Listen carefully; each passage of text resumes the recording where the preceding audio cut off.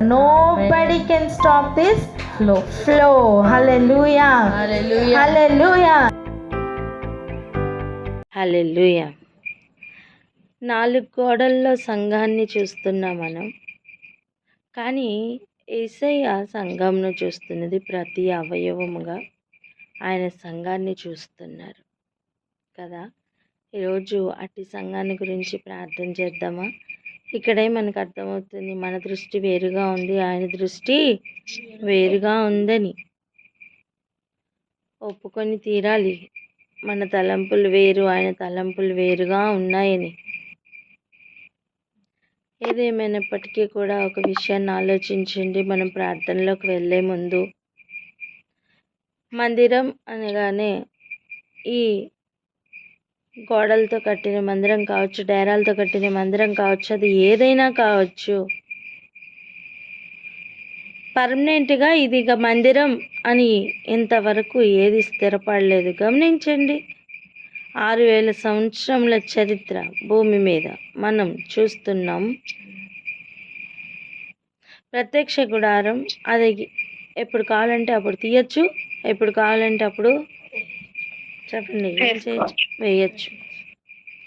అరణ్యంలో వేయచ్చు, పాళెంలో ఎక్కడైనా సరే వేయచ్చు. ప్రభు ఆగమన్న దగ్గర ఆగాలి, కదలండి అన్న దగ్గర కదలాలి. ప్రత్యేకమైన మార్గం, ప్రత్యేకమైన మందిరం కూడా. సరే, గట్టిగా రాళ్లతో పునాదులు వేసి మంచిగా కట్టారనుకుందాం. అది కాస్త నెబుకద్నెజర్ రాజు భయంకరమైన స్థితిలో దాన్ని విడిచిపెట్టి వెళ్ళిపోయినట్టుగా చూస్తున్నాం. మందిర ఉపకరణాలతో సహా మొత్తం దోచుకుని వెళ్ళిపోయినట్టుగా చూస్తున్నాం. సరే, అదైపోయింది. మరలా గట్టిగా మందిరం మునుపటి మహిమ కంటే ఇప్పటి మహిమ అధికంగా ఉందన్నట్లుగా మరీ కట్టుకుంటే చివరికి అది కూడా పడిపోయింది. అసలు ఏం నేర్పిస్తుందండి ఇది మొత్తం మనకి? ఈ 6000 సంవత్సరాలుగా ప్రభు ఏం నేర్పిస్తున్నారు మనకి? ఫిజికల్ మందిరాలు అయినా ఉందరని, ఆత్మ సంబంధమైన మందిరాలుగా ఒక్కొక్కరు కట్టగల. ఆమేన్. హల్లెలూయా. హల్లెలూయా. ఎక్కడ కూడా ఫిజికల్ మందిరం ఉండడానికి అవకాశం లేకుండా ఆటంకాల మీద ఆటంకాలని అనుమతిస్తున్న దేవుడు, ఏదో నేర్పిస్తున్న దేవుడు. హల్లెలూయా. హల్లెలూయా. ఈరోజు మన మనస్సు కూడా అలాగనే దేని మీదైనా కేంద్రీకృతించి ఉందా, దానిని దేవుడు తొలగిస్తారు. హల్లెలూయా. హల్లెలూయా. మన దృష్టి మొత్తం ఆయన మీదే ఉండాలి. ఒకసారి ఆలోచించండి. ఒక భర్త భార్య ఉన్నారనుకోండి, టీవీనే చూస్తూ ఉంటే ఎంతసేపు అయినా నీతో మాట్లాడట్లేదు అనుకో, అప్పుడు ఆ టీవీ ఆఫ్ చేయరా మీరు? చెప్పండి. చేస్తాం. ఏమంటాం? ఎప్పుడు టీవీ నేను నన్ను చూడండి. అవునా? ప్రభు కూడా అదే చేస్తారు. హల్లెలూయా. ఆయన్ని చూడటానికే ఆయన అన్నిటినీ అనుమతిస్తున్నారు. అనుభవ జ్ఞానముతో అనుభవపూర్వకంగా ఆయన కంటే ఇక దేనికి ఇంపార్టెన్స్ ఇచ్చినా దాన్ని ఓర్చుకోరు. దానిని బట్టి ఆయనకు కోపాగ్ని రగలకుండా ఆయనే ముందుగానే ఇదిగో మనల్ని ఒక క్షణంలో బూడిద చేయొచ్చు, కానీ అలా చేయట్లేదండి. మనకి ఆధారం చేసుకున్న వాటిని తొలగిస్తున్నారు. హల్లెలూయా. హల్లెలూయా. ఇక్కడనే ఆగి ప్రార్థన చేసుకుందాం. దేవా, మిమ్మల్ని కంటే నేను దేన్నైనా ఆధారం చేసుకుంటున్నానా? నాకు తెలిసి తెలియకుండా ఏదైనా నేను ఆధారం చేసుకుంటున్నా, ఈరోజు దయచేసి నన్ను క్షమించండి. నేను మీ మీద ఆనుకోవాలయ్యా. ఆధారం నీవయ్యా, నీవు తప్ప వేరే ఆధారం లేదయ్యా. అట్టి పాకంలోకి మేము వస్తున్నాం ప్రభు అని ప్రార్థన చేద్దామా? ఎవరైనా ప్రార్థన అందుకోండి. మహోన్నతుడ పరిశుద్ధుడ ప్రభా, స్తుతి స్తోత్రం స్తోత్రం స్తోత్రములు తండ్రి, వందనాలు ప్రభా. అవునా తండ్రి, రాజా నా తండ్రి, మీకంటే మాకు ఏది ఆధారం ఉండకూడదు ప్రభా. దేని మీదైనా మేము ఆధారపడుతున్నామా అదే పూర్తిగా మీరు మాకు తొలగించమని వేడుకుంటున్నాం తండ్రి. మీకు స్తోత్రం నాయన. నా తండ్రి, దయచేసి మమ్మల్ని క్షమించండి. దేన్నైనా ఆధారం చేసుకుని ఉంటే ప్రభా, అది తీసివేయమని వేడుకుంటున్నాం. మా ఆధారం నీవేనయ్యా నాయన. నా తండ్రి, నీవు తప్ప ఇంకొక ఆధారం ఏది ఉండకున్నట్లు మీ కృప చూపించండి తండ్రి. మీకు వందనాలు స్తోత్రములు చెల్లించుకుంటున్నాం ఆయన. నా తండ్రి, మీకే స్తోత్రములు ఆయన. నా తండ్రి ఆయన, మేమందరము కూడా నాయన నా తండ్రి, ఆత్మ సంబంధమైన మందిరాలుగా కట్టబడుతూ ఆయన ఎల్లప్పుడూ మీ వైపే చూచేటువంటి వారుగా, మీ వైపే చూస్తూ అనుభవపూర్వకమైన జ్ఞానంతో మమ్మల్ని నడిపించమని వేడుకుంటున్నాం. సమస్తము ఆధారము మీ మీదనే చేసుకుంటూ కట్టబడేటువంటి వారుగా మేము ఉండాలి నా తండ్రి. మీకు వందనాలు సమర్పించుకుంటున్నాం ఆయన. నా తండ్రి ఆయన, మీ దృష్టి నాయన నా తండ్రి సంఘముల పట్ల వేరుగానున్నది, మా దృష్టి వేరుగానున్నది ప్రభా. మమ్మల్ని క్షమించండి. మీ దృష్టికోణంలోనే మేము కూడా సంఘాన్ని చూచుటకు సాయం చేయండి ఆయన. నా తండ్రి, మీ దృష్టి సంఘమును బట్టి మీ భారీగా ఆయన నా తండ్రి ప్రతి అవయవము నా తండ్రి వధువుగా సిద్ధపడుతుందా లేదా అని ఆయన నా తండ్రి, సంఘము శరీరం అని మీరు చెప్పి ఉండగా, మీరు శిరస్సు అయి ఉండగా నా తండ్రి, శరీరంలోని ప్రతి అవయవ భాగము ఎలాగనైతే అతకబడి ఒక్కొక్క దానికి ఉంటుందో, ప్రతి అవయవానికి ఎలాగనైతే ఆయన తండ్రి అతకబడి అవయవాలన్నిటికీ కూడా కావాల్సిన బ్లడ్ సప్లై అన్నిటికీ ఎలాగున ఉంటుందో అలాగననే ఆయన సంఘము సిద్ధపడాలని మీరు చూస్తుండగా, ఆ దృష్టికోణంతోనే మేమును సంఘమును చూచుటకు మీ కృప మాకు అనుగ్రహించమని, మా దృష్టిని మార్చమని వేడుకుంటున్నాము తండ్రి. మీకు వందనాలు స్తోత్రములు సమర్పించుకుంటున్నామయ్యా. అవునా తండ్రి ప్రభా, నా తండ్రి యేసురాజా, మీ కొరకే మేమందరము జీవించే వారంగా ఆయన అతన్ని మీ మీద మాత్రమే కంప్లీట్ గా ఆధారం చేసుకొని, మీ మీద మాత్రమే ఆనుకొని, మిమ్మల్ని మాత్రమే చూస్తూ ముందుకు అడుగులు వేసేవారుగా మేమందరము ఆత్మ సంబంధమైన మందిరాలుగా కట్టబడటకు మీ విశేషమైన కృపనిచ్చి నడిపించమని నాయన, మీరు మాలో నివసించమని, మేము నీలో నివసించినట్లుగా మీ కృప చూపించమని యేసు నామములో ప్రార్థించి పొంది ఉన్నాము తండ్రి. Amen. Amen. Amen. Thank you.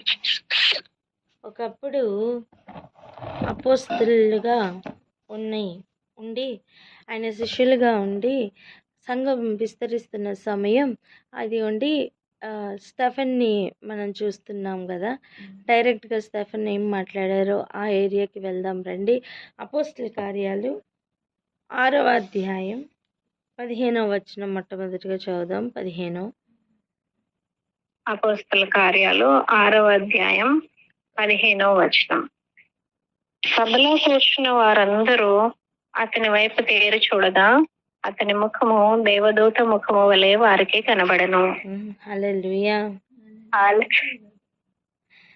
సభలో కూర్చున్న వాళ్ళందరూ ఎవరిని చూస్తున్నారు? ఎవరిని చూస్తున్నారండి? స్టెఫెన్ని చూస్తున్నారు. ఏం చెప్తాడు ఇప్పుడు? ఏం మాట్లాడతాడు? ఎందుకంటే వారికి ఎవరికి యేసు ఇష్టం లేదు. చూడండి, యేసు మీద వారికి ఉన్న ఆలోచన ఏంటో తెలుసా? 14వ వచనం చదువునానా? 6:14. అపోస్తల కార్యాలు 6:14.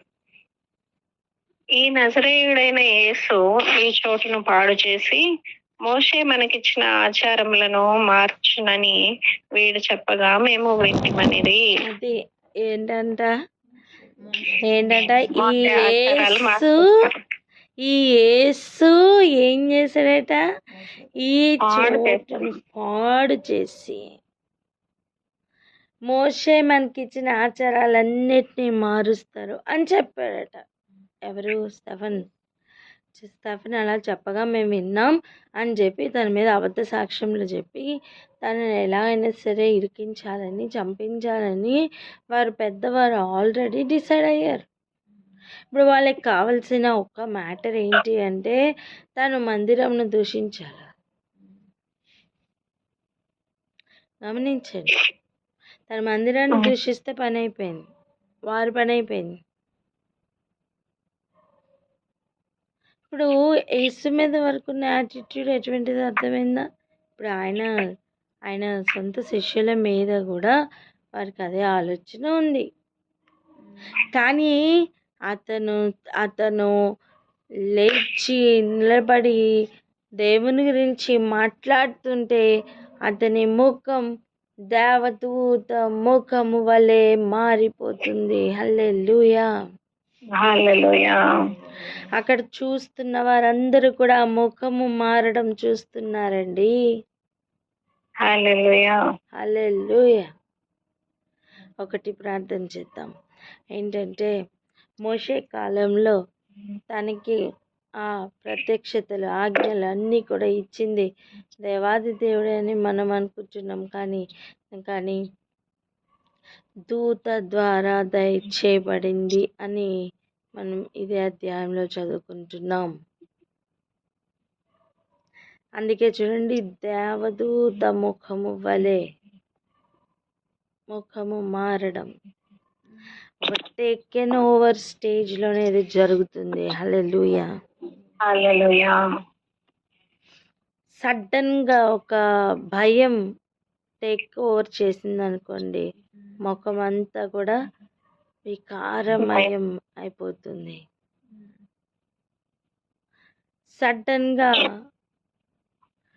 సడన్గా ఏదైనా సరే ఒక విషయం టేక్ ఓవర్ చేస్తే దాని నుండి వస్తున్న ఒక్కొక్క ఎమోషన్ బట్టి మన ముఖం ఏమవుతుందండి? మారిపోతుంది. కానీ యేసు గురించి మాట్లాడుతున్నప్పుడు దేవదూత ముఖం వలె మారిందట. హల్లెలూయా. హల్లెలూయా. హల్లెలూయా. ఈరోజు ఇది ప్రార్థన చేద్దాం మనం. ప్రతి నాయకుడు, ప్రతి సంఘ కాపరి వారు యేసుని ప్రకటిస్తున్నప్పుడు వారు కాదు ఇక ఉండవలసింది, లోపల ప్రేరేపిస్తున్న పరిశుద్ధాత్ముడు టేక్ ఓవర్ చేయాలని ప్రార్థన చేద్దాం. అందుకండి హల్లెలూయా. పరిశుద్ధుడా నీకు స్తోత్రం తండ్రి. ఆనాడు మహాసభలో రాజా నీ గురించి మాట్లాడుచున్నటువంటి స్టెఫెన్ ముఖము దేవదూత ముఖము వలె మారినది అని నా ప్రభువ రాయబడి ఉండగా, ఈనాడు ప్రభువ నాయన సార్వత్రిక సంఘంలో నీ గురించి మాట్లాడుతున్నటువంటి ప్రతి ఒక్క సేవకుని ఈ గడియలోనే నీ చేతులకు అప్పగిస్తున్నాం తండ్రి. నీ బిడ్డలను మరుగుపరిచి పరిశుద్ధాత్ముడ అయ్యా మీ యొక్క వెలుగుని వారి ముఖముల ద్వారా ప్రకాశింప చేయమని వేడుకుంటున్నాం తండ్రి. అయ్యా ఇదిగో చూస్తూ ఉంటేనే నా ప్రభువ నాయన ఇదిగో ఒక అన్డిఫరెన్షియేటెడ్ గా నా ప్రభువ ఇక ఆర్గ్యూ చేయటానికి, క్వశ్చన్ చేయటానికి కూడా ఆలోచన లేనంత ఆ రూపాంతరము తండ్రి పరిశుద్ధాత్ముడ మీరు కలుగ చేయమని ప్రార్థిస్తున్నాం తండ్రి. వ్యక్తులను మరుగుపరిచి మీ యొక్క శక్తి, మీ యొక్క మహిమ, మీ యొక్క వెలుగు అయ్యా వారి ముఖములలో ప్రకాశింప చేయమని వేడుకుంటున్నాము రాజా. నాయన ఆత్మతో నింపబడి చూస్తున్నటువంటి వారందరూ నా ప్రభువ, తిరస్కరించుచున్న వారందరూ తండ్రి ఎవరైనను కూడా ప్రభువ గుర్తించేటటువంటి ఆ వెలుగు తండ్రి మీరే దయచేయుమని ఇదిగో ఆనాడు నా తండ్రి పరిశుద్ధ గ్రంథంలో వారి ముఖము దేవదూతల ముఖము వలె ప్రకాశించను అని ఏ విధముగా వ్రాయబడినదో ప్రభువ అదే విధముగా నా తండ్రి నోటిసబుల్ ఎక్స్పీరియన్సెస్ నీ సేవకుల ద్వారా కలుగ చేయమని వేడుకుంటున్నాము తండ్రి. అయ్యా నీ శక్తి మాత్రమే బయలుపడుతున్నా అటువంటి ఒక సడన్ టేకెన్ ఓవర్ ఎక్స్పీరియన్సెస్ ప్రతి ఒక్క సేవకునికి నైనా మరి ముఖ్యంగా ఈ దినమున అధికముగా లభించునుగా కానీ ప్రార్థిస్తున్నాము తండ్రి. Yes master, yes lord. అయ్యా మీరు ఇటు కార్యములు చేయుటకు పూనుకొని ఉన్నారని, అతి సాక్ష్యములనైనా మేము వింటామని, అనుభవములు మేము రుచి చూస్తామని విశ్వసిస్తూ యేసు పరిశుద్ధ నామంలో ప్రార్థించి పొందుకొని ఉన్నాం తండ్రి. ఆమేన్. ఆమేన్. ఇలా మాట్లాడుతున్న ప్రజల మధ్యలో, అన్ని వ్యతిరేకతల మధ్యలో ఏదైనా సరే చంపాలి అని డిసైడ్ అయిన వారి మధ్యలో నిలబడి స్టెఫెన్ ఇక మాట్లాడటం ప్రారంభించాడండి. దేని గురించి మాట్లాడాడు? ఆది నుంచి ఏం జరుగుతుందో ఒక్కొక్కరి గురించి మొత్తం ఒక సమరీ లాగా తీసుకుని వచ్చాడు. ఫైనల్గా ఆయన వచ్చి ఆగిన జంక్షన్ ఏదో తెలుసా? మందిరం జంక్షన్. రండి మనం కూడా అదే జంక్షన్కి వెళ్దాం. 7వ అధ్యాయం అపోస్తల కార్యాలు 7వ అధ్యాయం చదవండి 44 నుంచే. అపోస్తల కార్యాలు 7వ అధ్యాయం 44 44. స్తోత్రం. అతడు చూచిన మాదిరి చొప్పున దాన్ని చేయవలనని మోషే చెప్పిన వాడు ఆజ్ఞాపించిన ప్రకారము సాక్ష్యపు గుడారము అరణ్యములో మన పితరుల యొద్ద ఉండెను. మన పితరులు తమ పెద్దల చేత దానిని తీసుకున్న వారి దేవుడు తమ ఎదుట నుండి వెళ్ళగొట్టిన జనములను వారు స్వాధీనపరుచుకున్నప్పుడు యెహోషువతో కూడా ఈ దేశంలోనికి దాన్ని తీసుకుని వచ్చింది. అది దావీదు దినముల వరకు ఉండెను. అతడు దేవుని దయ పొంది యాకోబు యొక్క దేవుని నివాస స్థలము కట్టగోరెను. అయితే సొలొమోను ఆయన కొరకు మందిరము కట్టించెను. ఆయనను ఆకాశము నా సింహాసనము, భూమి నా పాదపీఠము, మీరు నా కొరకు ఎలాంటి మందిరము కట్టుదురు, నా విశ్రాంతి స్థలం ఏది, ఇవన్నీ చాలు ఇక్కడ గమనిద్దాం. ఆయన వచ్చి ఆగిన జంక్షన్ ఏది? మందిరం. ఆ మందిరం గురించి తను చెప్తూ ఉన్నారండి. పెద్దల చేత దానిని తీసుకొనిన వారే దేవుడు తమ ఎదుట నుండి వెళ్ళగొట్టిన జనములను వారు స్వాధీనపరుచుకున్నప్పుడు యెహోషువతో కూడా ఈ దేశంలోనికి దానిని తీసుకొని వచ్చేది. దేనిని తీసుకొని వచ్చేది? సాక్ష్యపు గుడారం. తర్వాత దేవుని దయ పొంది నివాస స్థలం ఆయనకి కట్టగోరెను. తర్వాత దానిని దేవుడు సొలొమోను ద్వారా కట్టించినట్టుగా చెప్తారు. చూడండి ఆ జంక్షన్ ఏది? మందిరం జంక్షన్ అని చెప్పండి. మందిరం జంక్షన్. అటువంటి మందిరం గురించి మాట్లాడుతూ చెప్తూ ఉన్నప్పుడు సడన్ గా ఒక మాట చెప్తున్నారు. ఏమని? ఆకాశం నా సింహాసనం, భూమి నా పాదపీఠం, మీరు నా కొరకు ఎలాంటి మందిరం కట్టగలరు లేదా కట్టెదరు? ఈరోజు ప్రభు అదే ప్రశ్న నన్ను అడుగుతున్నారు. ఆకాశం నా సింహాసనం, భూమి నా పాదపీఠం, నువ్వు నా కొరకు ఎలాంటి మందిరం కట్టగలవు అని అడిగితే సమాధానం ఉందా?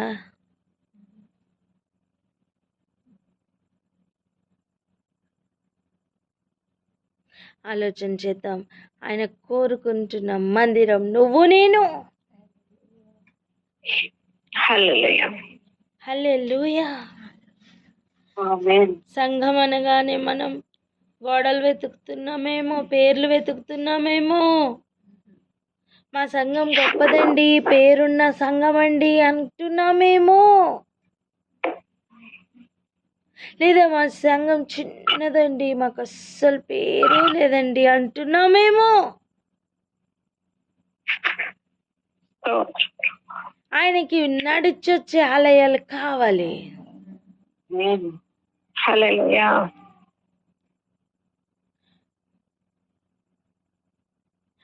చూడండి, మన పితరులు తమ పెద్దల చేత దానిని తీసుకొనిన వారై దేవుడు తమ ఎదుటి నుండి వెళ్ళగొట్టిన జనములను వారు స్వాధీనపరుచుకున్నప్పుడు యెహోషువతో కూడా ఈ దేశంలోనికి దానిని తీసుకొని వచ్చిరి.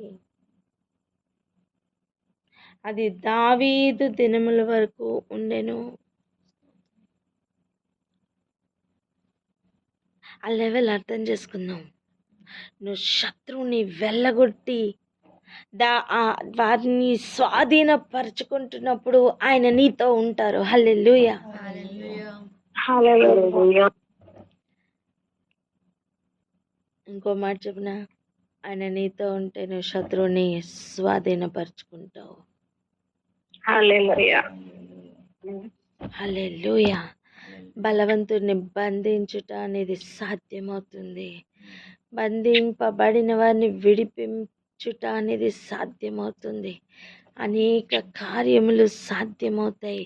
అందుకే నువ్వు ఏ పనైనా చేయి, నీకు ఏ ఆటంకము ఉండదు, అన్నిటికీ ఓకే. కానీ మందిరముగా కట్టబడుతూ ఉండు, ఆటంకములు స్టార్ట్, యుద్ధములు స్టార్ట్. ఏ రేంజ్లో ఉంటాయి మనం ఆల్రెడీ మార్నింగ్ ప్రేయర్లో చూస్తూనే ఉన్నాం. మనం ఇప్పుడు ఆ సబ్జెక్ట్ వెళ్ళట్లేదు, కానీ ఒకటే ఈరోజు ఆలోచన చేసుకుందాం. మా సంఘం గొప్పది, మా సంఘం చిన్నది అనుకుంటున్న టూ ఎక్స్ట్రీమిటీస్లో కూడా మనం ఉండొద్దు. ఏదో మందిరానికి వెళ్ళాను వచ్చాననే ఆచారంలో ఉండొద్దు. దేవునికి ఆ ఆచారం అంటే అస్సలు ఇష్టం లేదమ్మా. మనం మందిరంగా కట్టబడాలి. ఆ ఆచారాల్లో నుంచి మనం బయటికి రావాలి. దేవునికి మందిరంగా మన జీవితం మారాలి. ఆయన మనతో నివసించులాగిన, మనం ఆయనలో నివసించులాగిన ఎలా బ్రతకాలి అని చెప్పి నేర్పిస్తున్న దేవుడు అదే విషయాన్ని మరలా రూఢీపరుస్తూ చెప్తూ ఉన్నప్పుడు ఈరోజు అట్టి మాటల్ని స్వీకరిద్దామా?